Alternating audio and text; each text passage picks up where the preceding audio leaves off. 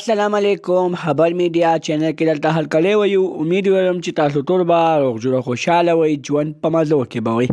دوستانو مینوالو، د یحیی ماشوم باره کې تازه خبر رامخې ته شو چې د یحیی ماشوم لاش یې اوس د کوهي نه راویستو.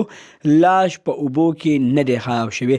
دوستانو داسې خبر په سوشل میډیا باندې خور شوی دی چې شاعر ضمیر خان ضمیر د یحیی ماشوم لاش راویستلو کې کامیاب شو او د یحیی ماشوم لاش راوباسلو.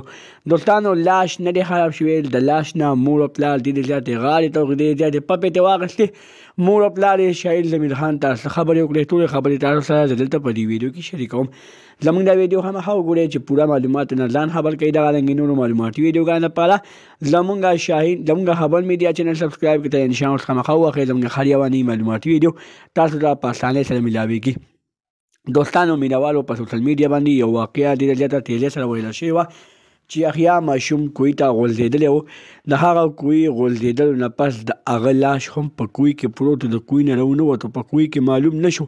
بیا شاعر ضمیر خان ضمیر د هغه په کوهي باندې لاش یعنی د هغه په کوهي باندې کار شروع کړو. د هغه لاش راوباسلو باره کې کوشش شروع کړو. مور او پلار ولې اجازت نه ورکول. مور او پلار یې بیا اجازت ورکړو چې بیا کله هغوی لاش باندې کار شروع کړی دی نو په سوشل میډیا باندې دا خبر خور شوی چې هغه روباسلی دی، خو لاش نه دی راوتی. لاش ویلی کېږي چې په کوهي کې لا اوسه پورې پروت دی. خو شاعر ضمیر خان ضمیر ډېر په تیزۍ سره په هغوی باندې کار شروع کړی دی، یعنې په کوهي باندې کار شروع کړی.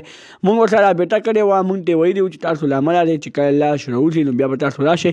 لکه چې اوس هغه ځای کې ډېر زیات رش دی، ډېر زیاته اله ګوله ده. د هغه اله ګولې په وجه باندې موږ هلته اوس نشو ورتلی. یو سوشل میډیا والا هم نشي ورتلی، ځکه چې په هغه اله ګوله کې سوشل میډیا والا څوک وخت نشي ورکولی. دغه رنګې نورو معلوماتي ویډیوګانو لپاره زموږ خبر میډیا چینل سبسکرایب کړئ. تر انشاءالله څخه خو واخلئ زموږ هر یوه نوي معلوماتي ویډیو تاسو ته په اسانۍ سره میلاویږي. والسلام.